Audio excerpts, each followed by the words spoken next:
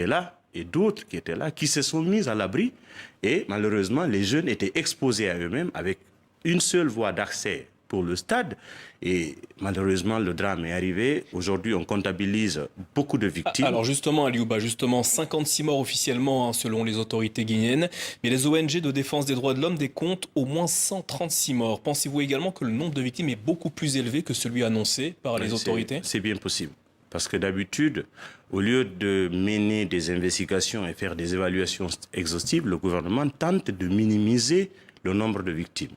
Aujourd'hui, ce n'est pas évident de savoir combien de personnes il y a eu, mais on espère que des enquêtes indépendantes seront menées pour que cela soit ainsi. Mais les premières mesures qui devaient être prises, d'abord, ce sont des sanctions administratives à titre conservatoire. Tous ceux qui ont organisé cet événement-là sont connus, ce sont des visages connus qui s'assument. Au moins, les chefs de la junte et le Premier ministre pour l'instant, ils n'ont pas été inquiétés devraient prendre des dispositions contre cela dès le lendemain de l'événement. Parce que ceux-ci doivent d'abord répondre, puisqu'ils s'assument, c'est à visage découvert qu'ils ont organisé. Mais ce qu'ils cherchent à faire, c'est plutôt avoir une communication qui consiste à détourner le regard sur le fait que c'est une organisation, un mouvement de propagande, et on cherche à dissocier l'image du chef de la junte, qui a toujours été assumé, pour faire croire que c'est un tournoi de football ordinaire, étant donné que ce n'est pas le cas.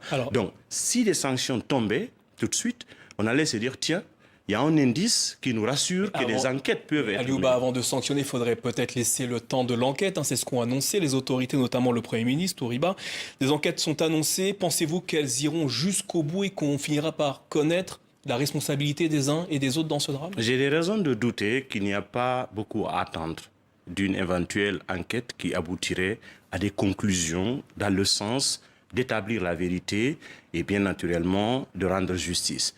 Parce que simplement, ce qui préoccupe aujourd'hui la junte, et le ministre de la Justice en a fait une communication, c'est de chercher à mettre la pression sur l'opinion pour ne pas que les gens s'expriment sur le sujet. Dans le sens de dire, tous ceux qui vont se hasarder d'en parler, eh bien, naturellement, ils peuvent s'exposer à des poursuites. Étant donné que la junte elle-même, qui s'est prise dans son propre piège... que le ministre de la Justice a mis en garde contre les fausses informations sur les réseaux sociaux. Tout le monde est d'accord que les fausses informations sont de nature à envenimer la situation. Mais ce qui arrive aujourd'hui, les professionnels de l'information n'exercent plus en Guinée.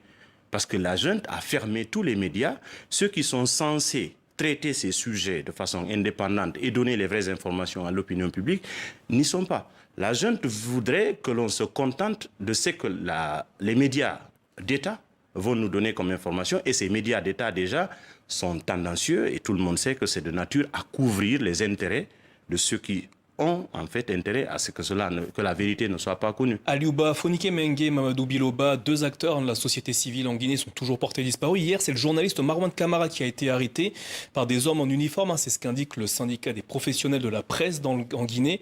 Que vous inspire cette arrestation? C'est la persistance de ce que la junte pense être la solution pour faire taire ceux qui ont une voix dissonante.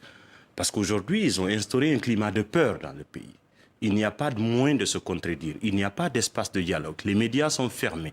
Les partis politiques sont interdits d'activité sur la place publique. Il y a quelques médias suspendus, ils ne sont pas tous fermés. Enfin, les médias les plus audibles, ceux qui sont là pratiquement ne sont pas écoutés. Cela avait été ciblé. Et il se trouve que les partis politiques n'ont pas d'espace d'expression aujourd'hui. Imaginez-vous, on exige, enfin, on interdit aux partis politiques d'organiser des manifestations, d'exprimer leurs opinions, mais par contre, on autorise la propagande en faveur de la junte au pouvoir. Maintenant, en ce qui concerne les activistes, à savoir déjà que le cas de Fonike Mengue et de Biloba, qui nous inquiète depuis le 9 juillet dernier, et en rajouter encore Marwan Camara, bien naturellement, on se pose la question à savoir jusqu'où la junte veut aller. Parce qu'aujourd'hui, tous les Guinéens qui sont critiques sont en sursis. Parce qu'ils se sont décidés, au lieu d'envoyer des convocations aux gens, pour si toutefois on estime qu'ils sont en porte-à-faux avec la loi, ils sont en conflit avec la loi, on préfère les opérations de kidnapping, de disparition, et on ne donne pas des explications. Aliouba, autre question qui intéresse les Guinéens qui nous regardent peut-être ce soir. Appellerez-vous à voter en faveur de l'avant-projet de nouvelle constitution qui est en cours de vulgarisation dans le pays? Mais écoutez, d'abord, le projet de vulgarisation est déguisé, en fait, sous le projet de candidature du général Mamadi Doumbouya. Et l'élaboration de la Constitution elle-même... Il n'a encore évoqué aucune information à ce sujet. Il ne l'a pas dit, mais il autorise. Bien naturellement, tout ce déploiement ne pouvait pas se faire sans son autorisation. Nous savons. Est-ce lui ou ses proches, selon vous?